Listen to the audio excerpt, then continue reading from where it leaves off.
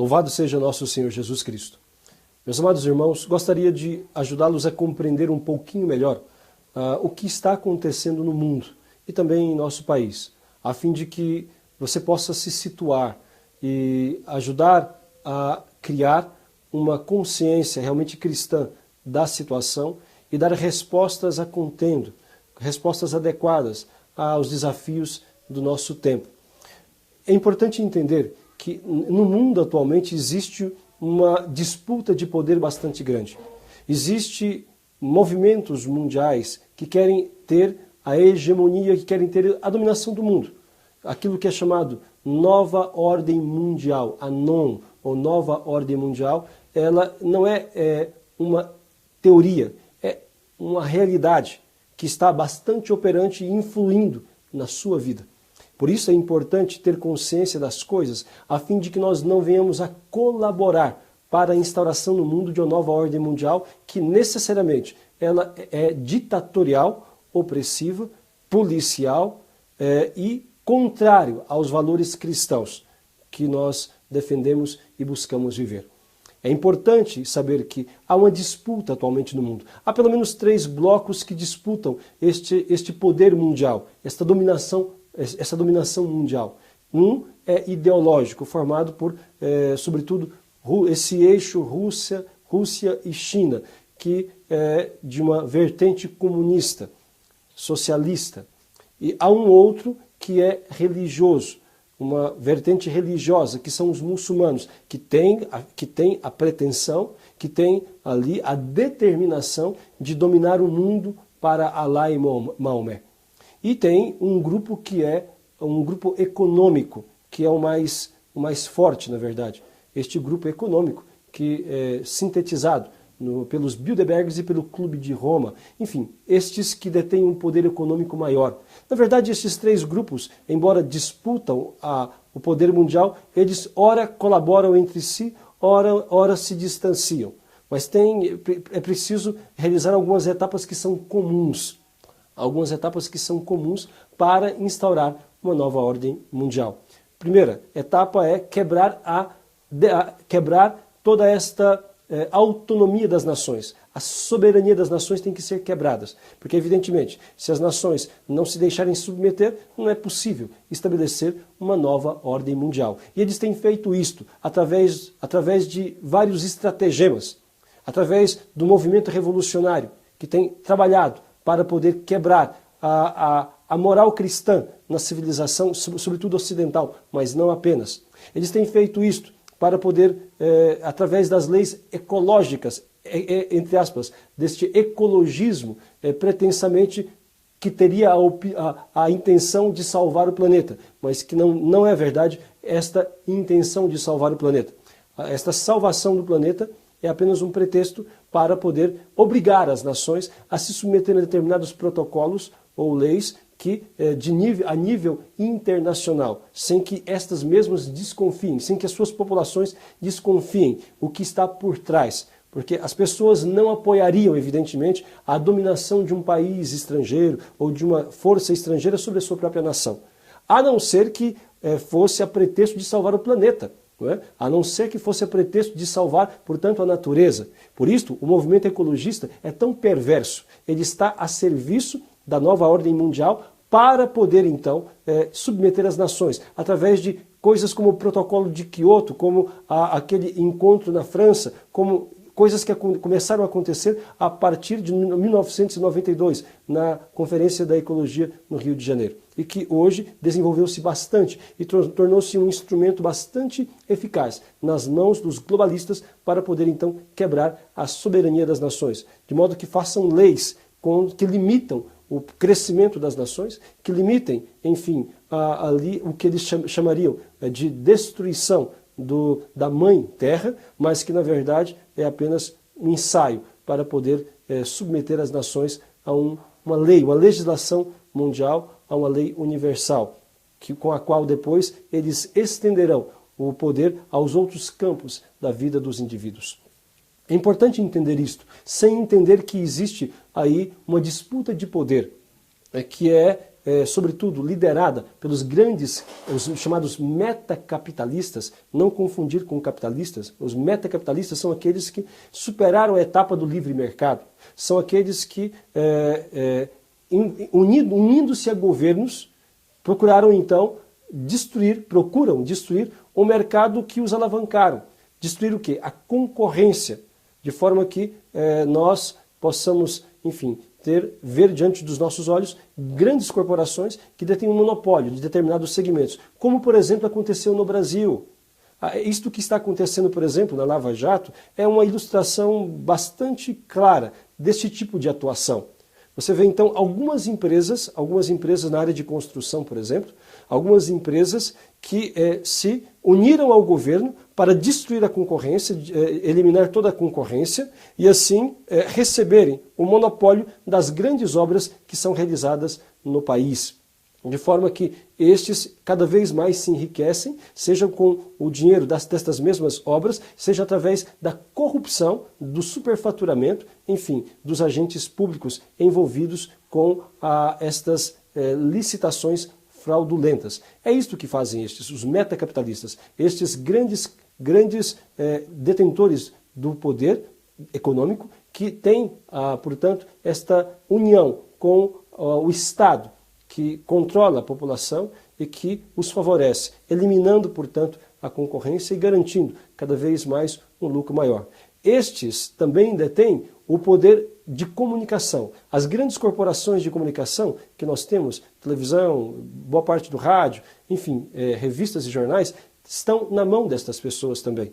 Boa parte daqueles políticos que nós conhecemos, seja no Brasil, seja no mundo, também estão alinhados a eles, para poder, porque estes investem, homens como George Soros, fundações como Rockefeller, fundações como MacArthur, fundações como Ford e Atlas Foundation, enfim, e tantas outras financiam a ascensão destes políticos que querem ajudar a implantar em seus países esta mentalidade favorável, esta mentalidade e esta legislação favorável à nova ordem mundial. Portanto, é isto que está em questão. Quando nós fazemos escolhas aqui para os nossos países, nós precisamos ter a clara ideia disto, do contrário, nós estaremos colaborando para colocar no poder elementos, indivíduos ou partidos que visam colocar o nosso país, assim como em outros lugares, outros visam colocar os seus países de joelhos diante da nova ordem mundial, de forma que possa facilmente nos dominar. E no Brasil isso já começou? Sim, já começou há muito tempo atrás. Depois da saída dos militares do poder, pouco tempo após, quando entrou o governo Fernando Henrique Cardoso, isto já foi escancarado. Quando entrou o governo Fernando Henrique Cardoso, que é comunista, socialista fabiano. O que é o fabianismo? É o marxismo intelectual, é o marxismo que faz a revolução por meio das ideias e da infiltração, da ocupação de espaços, como dizia Antônio Gramsci, como também Marcuse. Enfim, este indivíduo do PSDB, chamado Fernando Henrique Cardoso, ele foi quem, de fato, colocou o Brasil nesta rota de entregue ao poder mundial.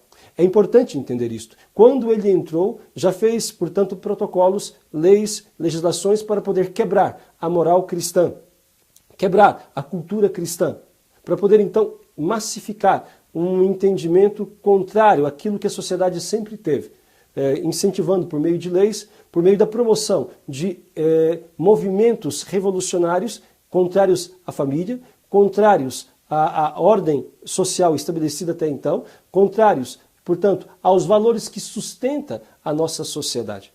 Esses movimentos que defendem o aborto, esses movimentos que defendem a união de homossexuais, que promovem o gaysismo, ou seja, esta imposição goela abaixo da sociedade de uma cultura, entre aspas, gay, aqueles movimentos que são contra a punição de bandidos, aqueles movimentos combatem estes movimentos que são a favor, portanto, de uma pena maior para aqueles que delinquem, especialmente os menores, esses movimentos todos, pela liberação das drogas, tudo isto foi liberado, tudo isto foi colocado de maneira forte a partir do governo Fernando Henrique Cardoso, que também abriu as nossas fronteiras começou uma abertura maior das nossas fronteiras para uma entrada indiscriminada de pessoas quaisquer que agora, por acaso, né, foi sacramentada por outro membro do PSDB, chamado Aloysio Nunes, com a lei da migração, que escancara as portas do Brasil para todos os elementos sem uma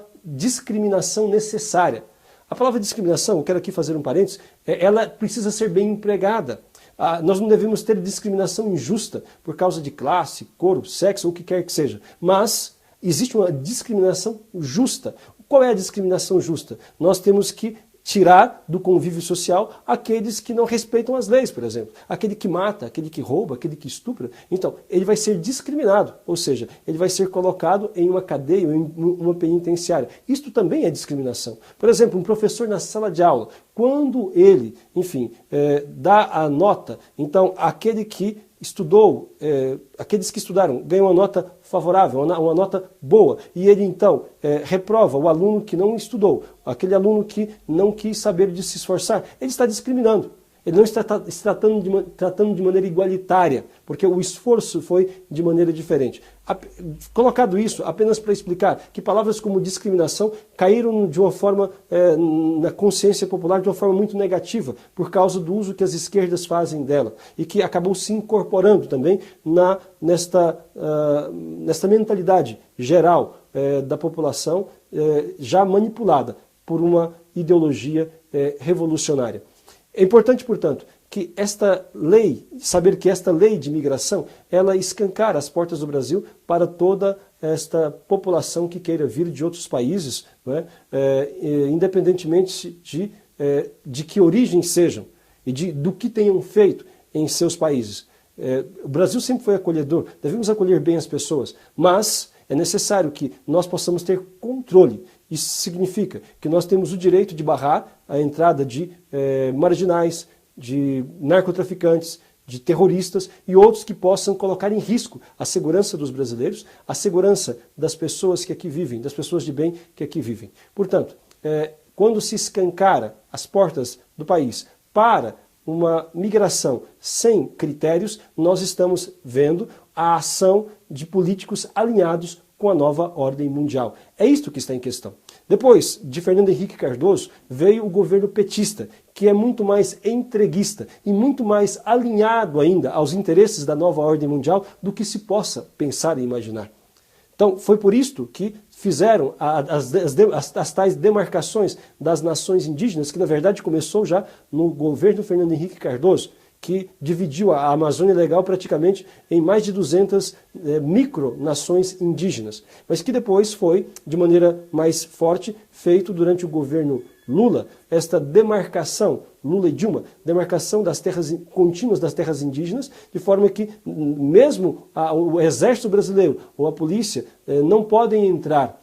Entretanto, está ali presente dezenas, na verdade mais de 100 mil ONGs internacionais, que estão controlando o nosso território, que estão ali tirando as riquezas do nosso país, enfim, que estão ali como que internacionalizando, mesmo de uma maneira indireta, a Amazônia.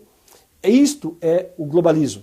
Portanto, colocar a nossa nação ali debaixo de ordens internacionais. Basta saber que durante já mais de 30 anos, desde o governo Fernando Henrique, depois continuou durante o governo PT, que se aplica nos currículos escolares as orientações vindas da ONU, as orientações vindas de um germe do governo mundial, que é a ONU, para que nós possamos nos uniformizar com o restante do mundo em relação à mentalidade, ao entendimento das coisas, aos valores, especialmente aos contra-valores cristãos.